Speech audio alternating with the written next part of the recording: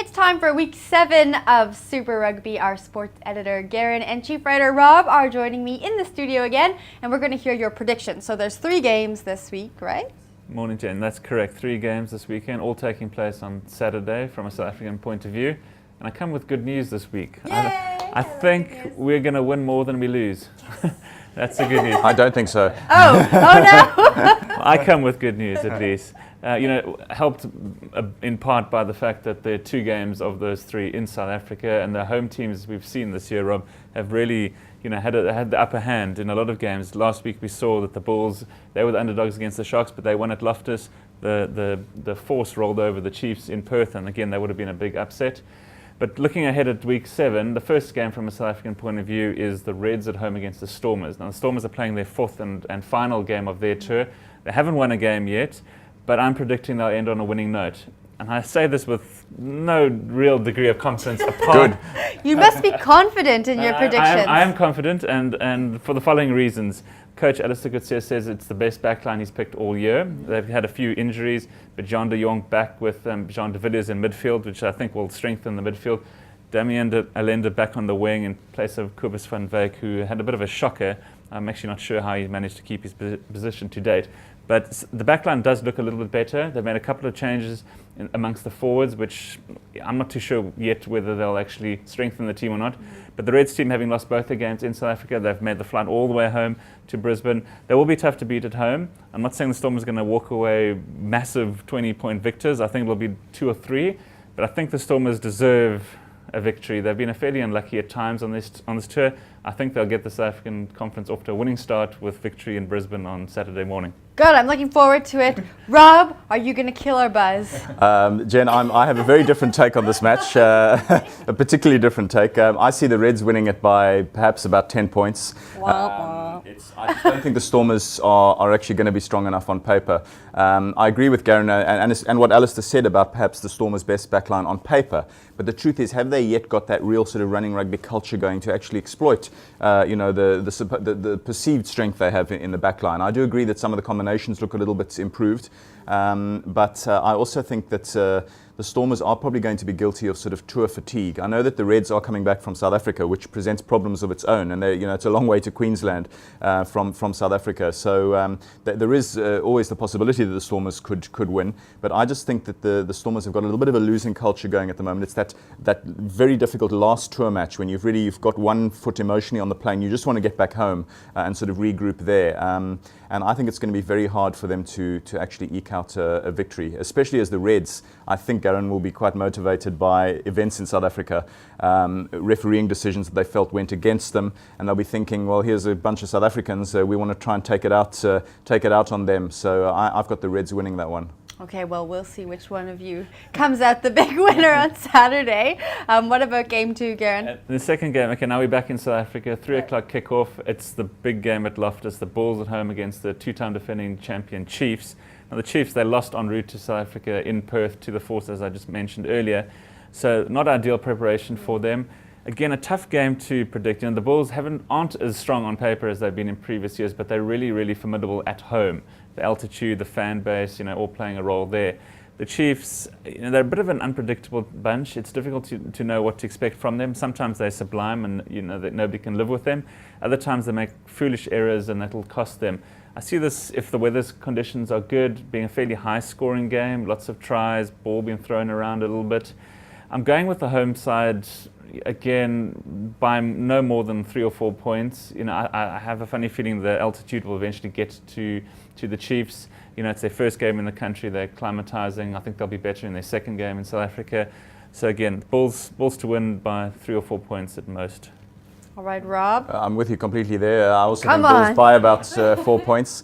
A risky game because, as we know, Garen, if the New Zealand teams hit their straps, and sometimes they enjoy playing running rugby in high-felt conditions where the pitch is hard and fast, especially if it's not going to be raining, the Chiefs obviously pose a threat, and they will be smarting from that loss in Perth on the way over here. So a little bit of pressure on them to stay near the top of the table and keep in touch with the Sharks and a couple of others. So I'm not saying that it's going to be a cakewalk for the Bulls, but I do think the Bulls are capable of edging it at home. They've got a reasonably settled team at the moment. little bit of a pity that Flip van der Merwe is not yet fit, but Paul Willemse played really, really well last week. They'll be hoping he can build on that in the Bulls' second row. Victor Matfield gaining in authority and confidence with every match that he plays in his comeback. So the Bulls' pack should be pretty competitive. And they've got a little bit of a sort of a Loftus vibe going. You know, they're heading for what would be 4 wins on the trot at Loftus if they do win this one. So I'm also going with the Bulls.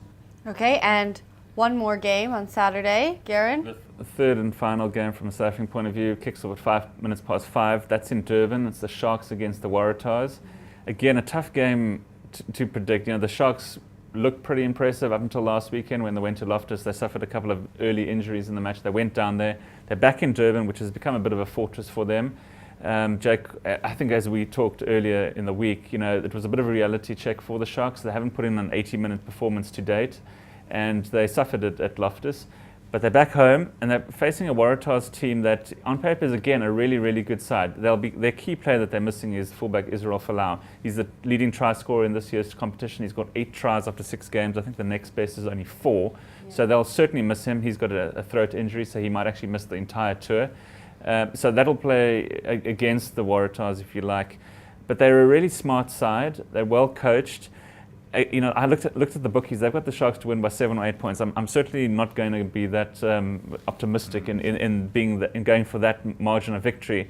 I wouldn't be surprised actually if the Sharks lose this game. You know, there's just something about it that doesn't sit well with me. The Sharks have named their squad. They've made some interesting changes. I'm not too sure exactly why some of the changes have been made, but they've got Lwazi Mvovo, who's normally a wing, playing fullback. I can't remember offhand when last he played fullback, so I'm not too sure what's going on there. Obviously, they've got Pat Lambie out for 6 months, so they're going to have to make do with him for the rest of the tournament, basically. Got Fred Zeilinger, who's bypassed Tim Sweel, who actually was the replacement in the last game, so obviously they don't rate Tim Sweel's. So Zelinger's back. He's more like a Vodacom Cup player. He has to really step up. Made some changes in the forwards as well. Whether it pays off, time remains to be seen. I'm going to go for the home side again, based on what I said earlier about the home side. When, you know, if it's a 50-50 toss-up game, the home side to win. But, you know, I wouldn't be surprised if the Sharks do lose, but Sharks by 3 or 4 points again. All right.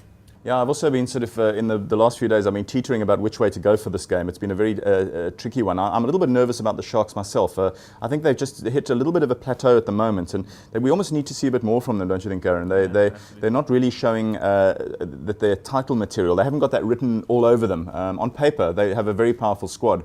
And people are rightly hyping them up. And Jake White is not the sort of guy who... he doesn't coach teams to lose. It might sound a silly thing to say, but he's very smart at sort of eking out wins when circumstances are tough. And I've got a feeling that things will be quite tough against the Waratahs because they are a very resourceful team. They always have a good set piece. Their scrum is usually something they pride themselves on. So I think the Sharks Springbok front row need to catch a little bit of a wake up perhaps. They haven't been at their best yet this season. So the Sharks will have to play with a lot of intensity. And I very nearly went the way of the Waratahs. But okay, I'm now leaning towards the Sharks by a very tight margin, perhaps, you know, between 2 and 4 points in it, with the home advantage just working out in their favour. But I'm not sure they'll get a bonus point. Did Garen convince you there?